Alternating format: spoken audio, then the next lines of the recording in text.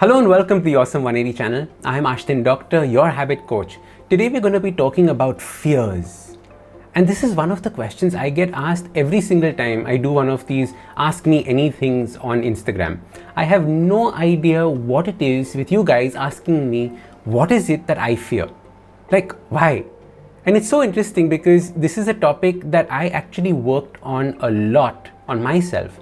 Because a few years ago, I was perpetually scared of everything.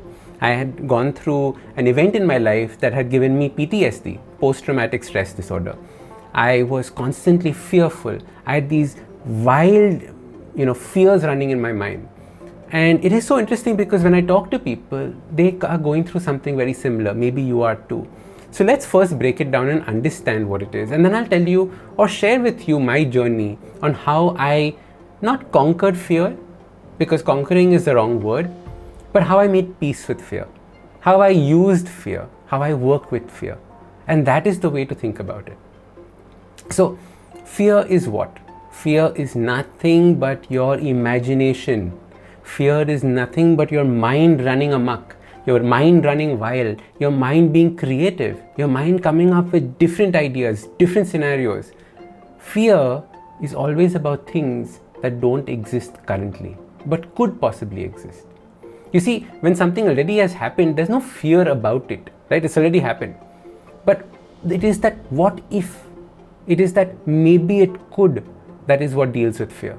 So a nice way of thinking about fear is false evidence appears real. False evidence appears real. It is false because it hasn't happened. Who knows if it will happen? Half the time, all the weird things that we dream about and are scared about never actually materialize. They just exist here. They don't actually happen in the real world. So the first thing is to understand that it is false evidence. There's no proof of it, right? It is just false. Appears real. So as a result, what we're doing is we're basically psyching ourselves out with our own mind. Now, does that make any sense to you? Psyching ourselves out with our own mind. What if I fail my exam? What if that person rejects me? What if I don't get that job? What if you actually do get that job? What if that person doesn't reject you? All those questions do not haunt us. The second interesting thing about fear is that it always comes from a place of loss. So the idea of loss comes in our mind first, then fear. So as a result, you must notice that loss is the main emotion here, not fear. So for example, if you're worried about somebody rejecting you, it is the loss of having a relationship with that person. If you're worried about not getting a job, it is that loss of not getting that job, loss of the income, loss of the stature that you might have in society, all those things. A marriage proposal being rejected, same thing. The loss of respect amongst your parents and family. So it is important to understand that all your fears start from loss.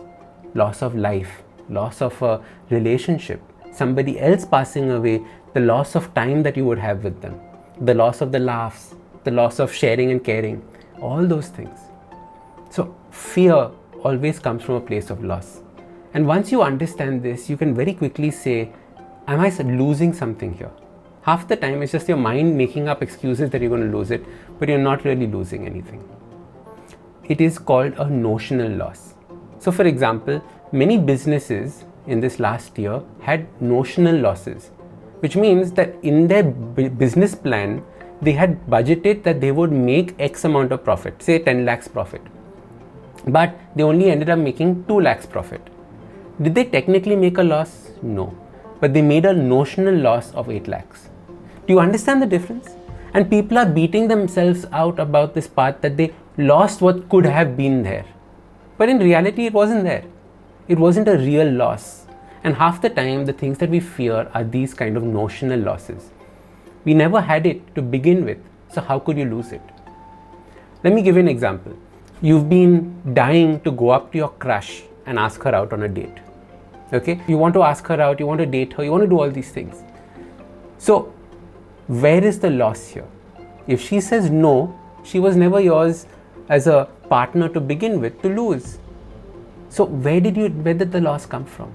It was a notional loss. When you get rejected on a job application, the job was never yours. You didn't technically lose anything. it was a notional loss. So it's very important to realize this concept of notional loss in order to get over your fears, because then you suddenly realize how irrational some of your fears are.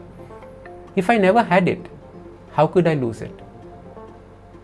Now, taking this premise forward in a more spiritual manner, and this is where a large part of my learnings happened last year when I was reading up about spirituality, when I was reading up about Zen, when I was reading up about Osho and all of those.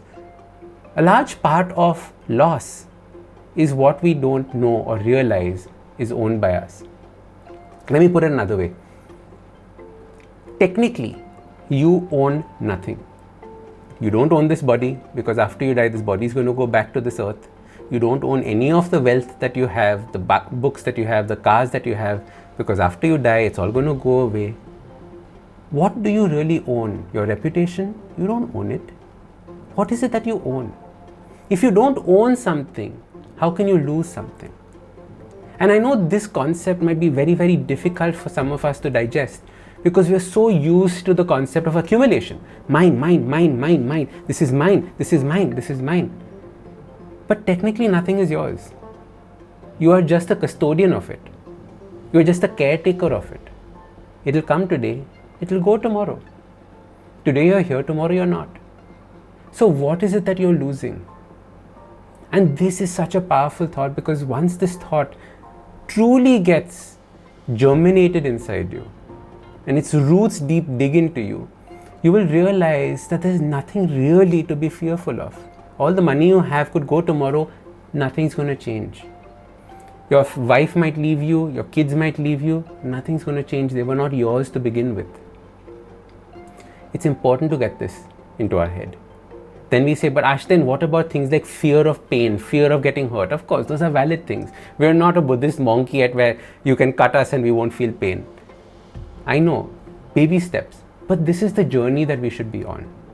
And I'm sharing this topic because I know it's very different from the kinds of topics that we normally talk about on the Awesome 180 channel. And this is because y'all ask me for this. And this is truly the way that I feel. There is not too much that I fear anymore, because there's not too much that I feel I own anymore. And once this all gets out of my system, it is just being very comfortable. Not fearless, but peaceful. And that's the key.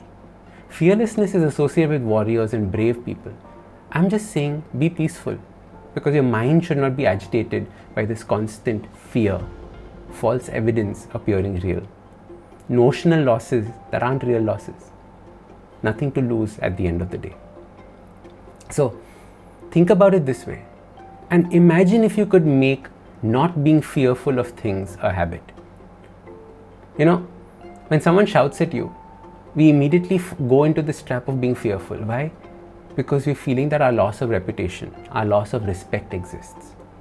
Think about all the aspects in your life that you're fearful about. You'll notice that it's always this aspect of loss there. Now imagine if you could make this loss disappear and almost turn it into a habit, saying that, oh, I'm scared. What is it that I'm scared about? Okay, so this is the loss that I'm feeling. Is it really a loss? It's not a loss. Don't worry about it. Let it go. Now once we let go, we can get to this calm. I know this was a very different topic and it was heavy, and if you've stuck to this video throughout, thank you, thank you, thank you, thank you, thank you. If you like videos like this, please let me know. So maybe I'll create more content like this, because I know this is a little heavier than what we normally put out. And if you like this video, don't forget to hit the like button so that others know that this is a good video and they should come and check it out. It works with the YouTube algorithm.